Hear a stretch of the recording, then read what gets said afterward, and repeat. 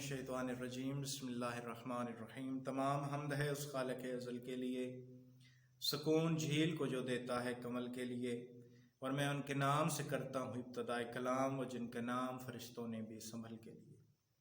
तमाम मोमिनीन को तोफ़या अलैहिस्सलाम मदद। मेरी आज की गुफ्तगू का उन्वान है औरत।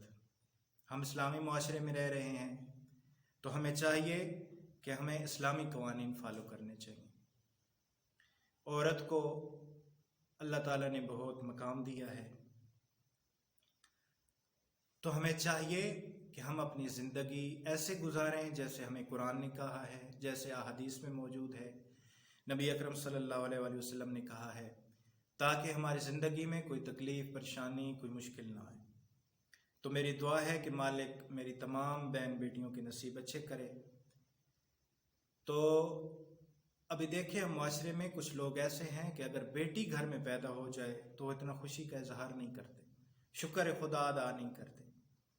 बेटा पैदा हो जाए तो खुशियाँ भी ज़्यादा करते हैं, अल्लाह का शुक्र भी ज़्यादा करते हैं, नवाफिल पढ़ते हैं कि हमें अल्लाह ने बेटा अता किया है। मेरी दुआ है मालिक आपको बेटे भी अता करे और बेटियाँ भी अता करे। तो आप बेटी पैदा हो जाए तो परेशान नहीं होना। मैं एक निहायत ही अहम बात आपके साथ करूंगा, निहायत ही अहम बात, सिर्फ 2 लफ्ज़ों की है, लेकिन थोड़ी सी बात करके फिर मैं आपको वो अपनी एक रिक्वेस्ट है, एक अपील है, वो आपसे करूंगा। आपने अगर उस बात पे अमल कर लिया तो मैं गारंटी के साथ कहता हूं कि कभी भी आपकी बहन, आपकी बेटी की ज़िंदगी में कोई परेशानी नहीं आएगी। अमल शर्त है। और अगर बात पसंद आ जाए तो मेरे लिए भी दुआएं करना, मुझे भी अपनी दुआ में याद रखना। तो कायनात में सबसे पहले अल्लाह तबारक व तआला ने हज़रत आदम और बीबी हवा को ज़मीन पे भेजा। हज़रत हवा का रिश्ता हज़रत आदम से ज़ौजियत का था। हज़रत आदम की ज़ौजा थी, तो पहला रिश्ता शौहर और ज़ौजा का। तो देखें कि ज़िंदगी में इंसान को कई परेशानियाँ आती हैं, कई मसाइल आते हैं। इंसान को उन मसाइल और परेशानियों से गुज़रना पड़ता है, उनका सामना करना पड़ता है। जब भी इंसान उन मसाइल से, उन परेशानियों से गुज़रता है तो फिर उसको पता चलता है कि मेरी ज़िंदगी कैसे है और किस तरफ जा रही है। कुछ औरतों के बारे में सरकार अमीर कायनात मौला अली अलैहिस्सलाम का खुतबा है नहजुल बलागा में। आपके घर में, मोमिनीन के घर में नहजुल बलागा मौजूद होगी, बल्कि हर किसी को पढ़नी चाहिए। मौला मुत्तकियान के खुतबे हैं उसमें, तो आप मुलाजा करें, आप देखें, आप उसको पढ़ें कि खुतबा नंबर है 78। मौला अमीर कायनात ने जंग जमल के बाद वो खुतबा दिया है। उन्होंने मजम्मत भी की है और मौला ने कहा है कि औरतें नाक़िसुल अक्ल होती हैं, हिस्सों में नाक़िस होती हैं। ठीक है, तो नाक़िसुल अक्ल कैसे हैं औरतें?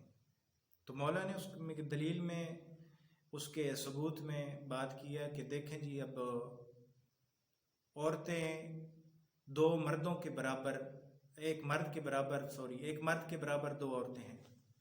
अगर कहीं पे गवाह चाहिए तो जहाँ पे एक मर्द की गवाही कबूल है, वहाँ मर्द के साथ 2 औरतें हैं।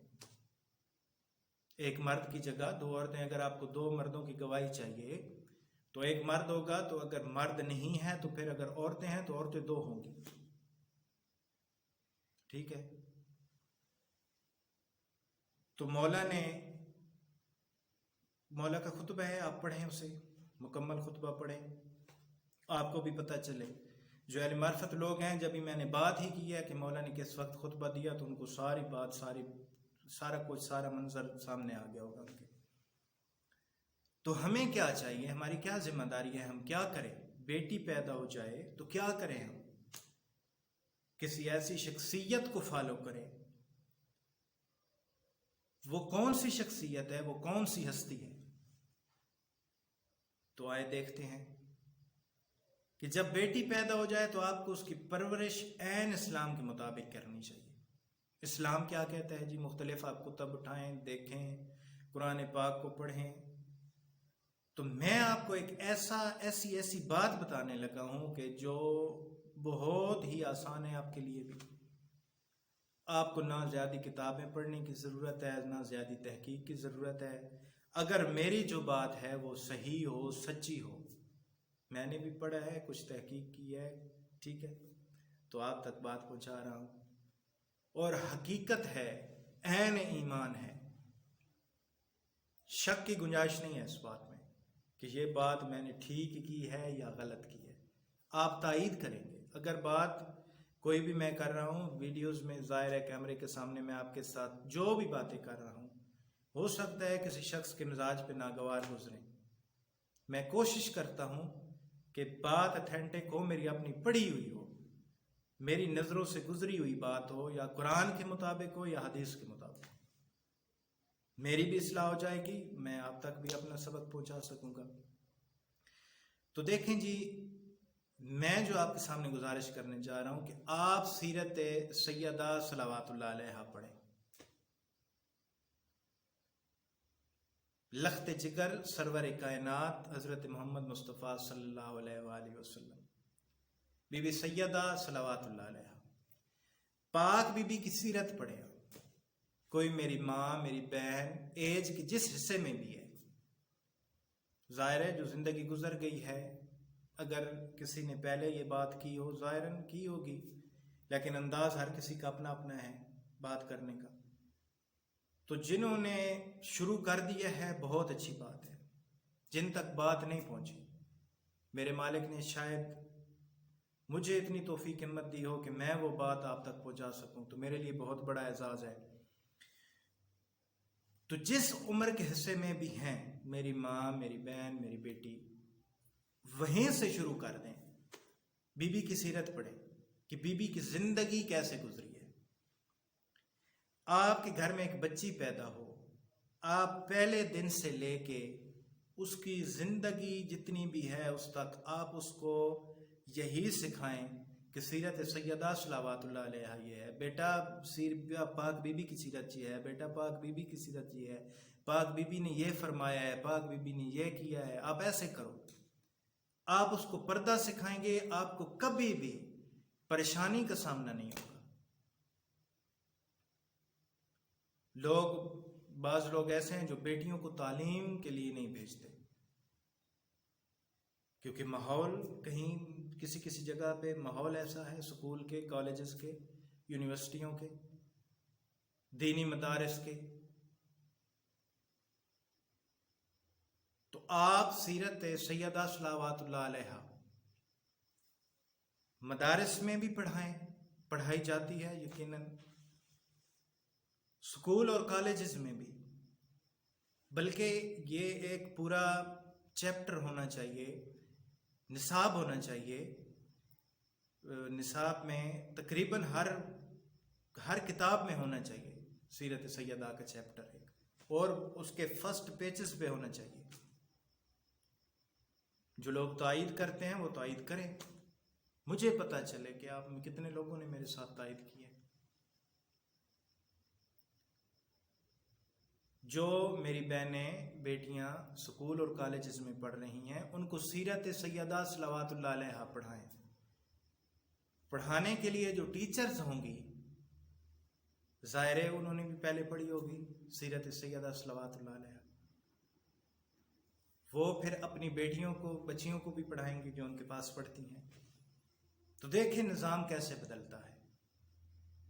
امام حسین علیہ السلام کا فرمان ہے کہ تزکیہ نفس کا آغاز خود سے کرو، دنیا تمہیں خود بخود بدلتی نظر آئے گی۔ کچھ لوگ ہیں جو دنیا کا نظام بدلنا چاہتے ہیں کہ ایسے ہو، ایسے ہو، ایسے ہو۔ میرے بھائی، میرے بزرگوار، جو میں کر سکتا ہوں وہ پہلے میں تو کروں۔ میں بیٹھ کے لوگوں پہ انگلیاں اٹھاتا رہوں گا کہ وہ ایسے کر رہا ہے، وہ ایسے کر رہا ہے، وہ اس کو ایسے کرنا چاہیے، تو پہلے میں اپنے بارے میں سوچوں کہ کیا میں ایسا کر رہا ہوں، پہلے میں خود ایسا کروں پھر لوگوں کو کہوں۔ بیٹیاں ہیں، ان کو سر پہ دوپٹہ کرنا سکھاؤ کہ میرا بیٹا آپ مسلمان ہیں۔ مسلمان کو ایسے نہیں چاہیے مسلمان بچیوں کو کہ وہ ننگے سر پھرے، پیار سے سکھائیں انہیں انہیں ایسے نہیں کہ اتنا غصہ ہو جائیں کہ وہ ڈر جائیں کہ یہ پتہ نہیں مجھ سے زبردستی کروا رہا، اس کے ذہن میں یہ بات نہیں بیٹھے کہ یہ کام مجھ سے زبردستی کروایا جا رہا ہے۔ اس کو سمجھا کے بتائیں کہ آپ نے سر پہ چادر کیوں کرنی ہے، کیوں میں نے آپ کو کہا ہے کہ آپ سر پہ چادر کریں، اس چادر کا مقام کیا ہے، ان کو بتائیں یہ بات۔ تو دیکھیں کہ آپ کو ایسے سب کچھ بدلتا نظر آئے گا۔ پھر آپ کی بیٹی ساری زندگی آپ کے سامنے سر جھکا کے کھڑی رہے گی، آپ کی بہن آپ کے سامنے سر جھکا کے کھڑی رہے گی۔ آپ کو کبھی بھی کسی بات کی شکایت کا موقع نہیں ملے گا جب آپ اپنی بیٹی کو، اپنی بہن کو پاک سیدہ کی سیرت پہ عمل کرنا سکھائیں گے۔ تو یہ بہت ہی ضروری بات ہے، بہت ہی ضروری بات ہے، یہ معاشرے کی ضرورت ہے۔ خدا را اس پہ توجہ دیں کہ اپنی بیٹیوں کو، اپنی بہنوں کو سیرت سیدہ صلوات اللہ علیہا سکھائیں۔ اور اس کے بعد جو میں نے آپ سے آغاز گفتگو میں کہا تھا کہ میں ایک اہم اور ضروری بات آپ سے کرنی ہے، وہ یہ بات ہے کہ ہمارے معاشرے میں یہ رواج بن چکا ہے کہ جب بھی ہم نے اپنی بیٹی بہن کا کہیں پہ رشتہ طے کرنا ہوتا ہے تو ہم سب سے پہلے یہ دیکھتے ہیں، ان کا گھر جا کے دیکھتی ہیں ہماری مائیں بہنیں کہ ان کا گھر کیسا ہے۔ پھر ان سے سوال ہوتا ہے کہ آپ کا بیٹا سروس کیا کرتا ہے، ٹھیک ہے جی، آپ کے بیٹے کے پاس اپنی گاڑی ہے یا نہیں، ٹھیک ہے۔ تو جو بیٹیوں کے والدین زیادہ پیسے والے ہوتے ہیں وہ تو بیٹیوں کو ساتھ جہیز میں گاڑی بھی دیتے ہیں، دیں، اچھی بات ہے، میں منع نہیں کر رہا، لیکن جو چیز دیکھ کے آپ کو رشتہ طے کرنا چاہیے، جو رشتہ طے کرتے وقت بنیادی چیز ہونی چاہیے، وہ بہت کم لوگ ہیں دیکھتے، بہت کم لوگ۔ میں نے تو بہت پہلے سے یہ بات کرنی شروع کی ہے، بہت پہلے سے۔ میرے مالک کا مجھ پہ بہت احسان ہے، میری سوچوں سے زیادہ۔ یہ باتیں بزرگوں کو کرنی چاہیے، لیکن کچھ مسائل یا کچھ ایسی باتیں ہوتی ہیں، کوئی سوشل میڈیا پہ آ نہیں سکتے، کوئی کرتے ہیں آپ تک پہنچتی نہیں ہے، تو چلو میرے مالک نے اگر مجھے توفیق دی ہے تو میں یہ بات آپ سے کروں۔ لازم ہے کہ آپ رشتہ طے کرتے وقت یہ نہ دیکھیں کہ وہ جس سے آپ کی بیٹی بہن کا رشتہ طے ہو رہا ہے وہ دنیا دار کیسا ہے، آپ یہ دیکھیں کہ وہ عزادار کیسا ہے۔ میں یہاں بارگاہ میں بیٹھ کے کہہ رہا ہوں، آپ کی بیٹی کبھی بھی زندگی میں اس کو نہ کوئی مشکل آئے گی، نہ وہ پریشان ہوگی۔ اگر آپ رشتہ طے کرتے وقت دیکھ رہے ہیں کہ وہ عزادار کیسا ہے، وہ سچا حسینی ہے، تو وہ کبھی بھی آپ کی بیٹیوں کو کوئی تکلیف نہیں ہونے دے گا۔ اور ویسے بھی میرے بھائیوں سے گزارش ہے کہ آپ، رواج بن چکا ہے کہ عورت جب گھر میں آتی ہے تو اس کو وہ مقام نہیں دیا جاتا، وہ بھی کسی کی بہن ہے، کسی کی بیٹی ہے۔ بنیادی جو کمزوریاں ہیں وہ ہم خود کرتے ہیں پہلے، پھر وہ ہمارے گلے پڑ جاتی ہیں۔ تو جہاں جہاں پہ بھی کوئی ہے، پیچھے تو جانا بہت مشکل ہے، آدمی کے انسان کے بس میں نہیں ہے کہ وہ پھر شروع سے کرے۔ جہاں پہ بھی ہے وہیں سے اس کو اپنا عمل، اپنا کردار چینج کرنا ہوگا، وہ جو کر رہا ہے اور اس کو کیسے کرنا چاہیے۔ ہر بندہ سوچے کہ میں کیا کر رہا ہوں اور مجھے کیا کرنا چاہیے، تو انشاءاللہ تمام مسائل حل ہو جائیں گے، کوئی مسئلہ باقی نہیں رہے گا، صدقہ محمد و آل محمد کا۔ تو میری تمام بھائیوں سے گزارش ہے کہ جو بھی میری بات سنے وہ پہنچائے دوسروں تک، بس 2 لفظ پہنچائے کہ رشتہ طے کرتے وقت میرے بھائی یہ نہ دیکھو کہ وہ دنیا دار کیسا ہے، رشتہ طے کرتے وقت یہ دیکھو کہ یہ عزادار کیسا ہے۔ بس یہ بات، یہ پیغام عام کرو، پہنچاؤ لوگوں تک، تاکہ میری بہنوں، میری بیٹیوں کے نصیب اچھے ہوں، ان کو کوئی تکلیف پریشانی نہ ہو۔ ابھی ایک میری بیٹی بہن ہے، صاحب کردار ہے، اور جہاں پہ اس کا رشتہ ہو گیا ہے وہ آدمی دنیا دار ہے، اس کو کوئی مطلب نہیں ہے، کوئی مقصد نہیں ہے کہ اس کی سیرت کیسی ہے، اس کی زندگی کیسے گزرے گی، آپ بتائیں۔ خیال رکھیں، اللہ نے جنہیں اولادیں دی ہیں، بیٹیاں سب کو پیاری ہوتی ہیں۔ احساس کریں آپ بھی کسی بہن کے بھائی ہیں، کسی بیٹی کے باپ ہیں، جو آپ کے گھر میں آئی ہے وہ بھی کسی کی بیٹی ہے اور کسی کی بہن ہے، اور جن کے گھر آئی ہے بیٹیوں کو بھی چاہیے کہ اپنے سسر کو، اپنی ساس کو ماں باپ کا درجہ دے، اور جو بیٹا ہے اسے بھی چاہیے کہ وہ بھی اپنی سسر ساس کو ماں باپ کا درجہ دے۔ انہی الفاظ کے ساتھ دعا میں یاد رکھیے گا۔ والسلام علیکم۔